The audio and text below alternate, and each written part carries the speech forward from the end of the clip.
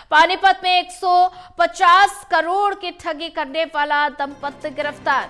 40 हफ्तों में पैसा डबल करने का दिया था झांसा। 20,000 निवेशकों से की है धोखाधड़ी।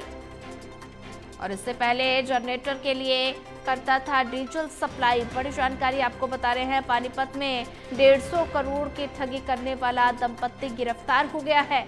40 हफ्तों में पैसा डबल करने का झांसा दिया था और 20,000 निवेशकों से धोखाधड़ी की। इससे पहले जनरेटर के लिए करता था डीजल सप्लाई का काम। और ज्यादा जानकारी साझा करने के लिए हमारे साथ एसोसिएट एडिटर देवेंद्र कथुरिया जुड़ चुके हैं। देवेंद्र, पानीपत में 150 करोड़ की ठगी करने वाले दंपत्ति को गिरफ्तार कर लिया गया है। 40 हफ्तों में पैसा डबल करने का झांसा दिया था और 20,000 निवेशकों से अब तक धोखाधड़ी हो चुकी है। तो धोखाधड़ी का ये मामला, दंपत्ति को गिरफ्तार किया गया। मामले में फिलहाल क्या अपडेट? देखिए सोनिया, रिंकू ढांडा और उसकी पत्नी सोनिया ढांडा, इनको गिरफ्तार तो पहले किया जा चुका था। रिमांड पर चल रहे थे। रिमांड में पूछताछ जो हुई है उसमें खुलासा हुआ है कि ये शख्स रिंकू ढांडा पहले जो डीजल जहाँ सप्लाई जनरेटर सेट होते हैं उनके लिए डीजल सप्लाई करता था, क्योंकि जो जनरेटर सेट चलाए जाते हैं उनको डीजल की जरूरत रहती है, स्पेशल जाना पड़ता है, तो ये उनको सप्लाई करता था वहाँ। हर किसी का अपना रोजगार है, अपने तरीके हैं। तो लेकिन धीरे धीरे ये इस आदमी को ये खेल समझ आया कि पैसा दुगना करने का लालच देकर अच्छे पैसे कमाए जा सकते हैं। तो इस व्यक्ति ने ये काम शुरू कर दिया। और खास बात यह है कि जो इसकी पत्नी सोनिया ढांडा है वो ऐसी ही फाइनेंस कंपनी में पहले काम करती थी। इससे दूसरी शादी की है इस महिला से। पहली शादी यमुनानगर में हुई थी, लेकिन ये दूसरी शादी की थी। मियाँ बीबी मिलकर ये काम करने लगे। 40 हफ्ते में पैसा दुगना करने का लालच देते थे। और जो लोग शिकार फंसाते थे, जो एजेंट होते हैं फील्ड में काम करते हैं कंपनी के लिए, उन लोगों के जरिए ये लोगों को गोवा की सैर कराते थे, विदेश की भी सैर कराते थे। कोई मोटी मुर्गी फंसती थी तो विदेश की, गोवा की फ्री सैर करवाते थे। उसके बदले लोगों से पैसा इकट्ठा करते थे। एक नेटवर्क था पूरा। तो 150 करोड़ रुपए आप देखिए, समझ लीजिए एक लो प्रोफाइल आदमी जो इस तरह का काम डीजल सप्लाई करता हो, उसको समझ आ गया ये खेल के ऐसे पैसा कमाया जा सकता है। तो उसकी दूसरी पत्नी सोनिया ढांडा और रिंकू ढांडा ये मिलकर काम करने लगे।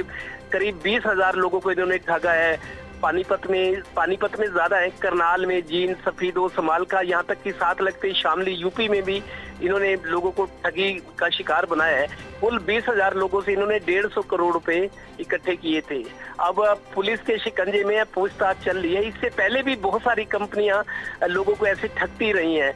कोई गोल्डन फ्रेस्ट कंपनी थी, कोई चिट फंड कंपनी है, कोई पैसे दुगने करने का लालच, क्रिप्टो करेंसी, इस तरह की तमाम चीजें जिसमें आदमी जाल में फंस जाते हैं। ऐसे लोग जो शिकार होते हैं वो किसी से सलाह नहीं करते, ना किसी से पूछते, सिर्फ लालच में गुपचुप तरीके से पैसा लगाते हैं। और जब फिर लुट जाते हैं, जब उनका शिकार हो जाता है, फिर ये लोग पुलिस और मीडिया के पास आते हैं कि हमारी मदद करो। तो मतलब अपनी अज्ञानता के कारण, लालच के कारण लोग अपना लाखों रुपए गवा बैठते हैं। हमने देखा है, मैंने ऐसे कई केस है, रेडी चल लगाते हैं लोग, गरीब आदमी है, लालच में कि पैसा डबल हो जाएगा। ऐसे लोग भी ज्यादा ठगे जाते हैं।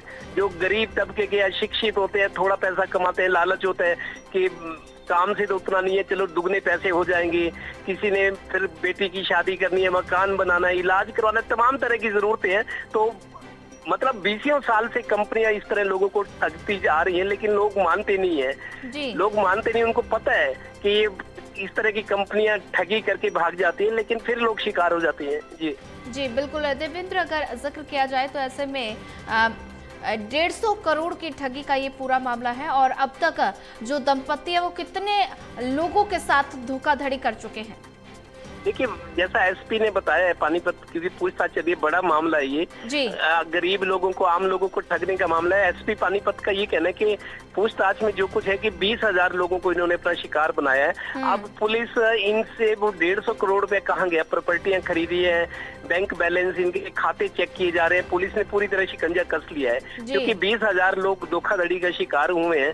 तो पुलिस का भी फर्ज है कि ऐसे लोग जो लालच में तो आ गए, लेकिन चूंकि लुट बैठे हैं, वो गरीब लोग भी बहुत है इनमें, तो इनके ना ये 150 करोड़ गया कहाँ पैसा? 150 करोड़ कोई कम राशि नहीं होती है। एक कमरा भर जाए नोटों से, इतने पैसा होता है 150 करोड़। तो पुलिस अभी पूछताछ कर रही है, इनकी प्रॉपर्टी कहाँ पैसा कहाँ लगा है, इन्होंने प्रॉपर्टी में निवेश किया है, कहाँ प्रॉपर्टी है, और इसके अलावा बैंक खाते कितने हैं, वो सारी चीज चल रही है जांच। और पुलिस का कहना है कि ये मियां बीवी नहीं कर सकते, इनके साथ और लोग भी जुड़े होंगे। ये तो कंपनी को चला रहे थे, लेकिन जो इनके एजेंट थे, जो कारिंदे थे, कौन कौन लोग थे जो लोगों को शिकार बनाते थे इनके जरिए, तो उनका भी पता लगाया जा रहा है, उनके खिलाफ भी कार्रवाई की जाएगी।